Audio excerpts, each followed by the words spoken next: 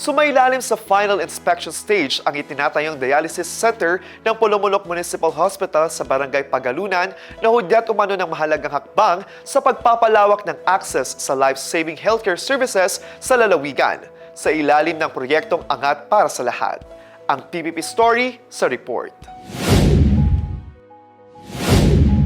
Ayon sa Inspectorate Unit ng Pamahalaang Panlalawigan ng South Cotabato, ang proyektong nagkakahalaga ng 4,996,494.81 sentabo ay itinayo bilang tugon sa patuloy na pagtaas na pangangailangan sa dialysis. Isa sa pinakamahal at pinakakritikal na pangmatagalang gamutan para sa mga pasyenteng may sakit sa bato. Sa ilalim ng pamumuno ni Reynaldo Tamayo Jr., patuloy na isinusulong ng pamahalaang panlalawigan ang advokasiyang tama at maayos na serbisyo kung saan ang mga pulisiya ay isinalin sa mga konkretong pasilidad na direktang tumutugon sa pangangailangan ng mamamayan.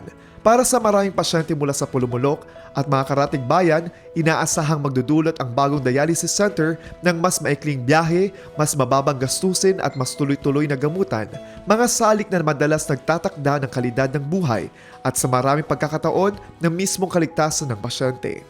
Higit pa sa agarang ginhawa, inaasahang maghatid ang pasilidad ng pangmatagalang benepisyo sa lokal na sistemang pangkalusugan.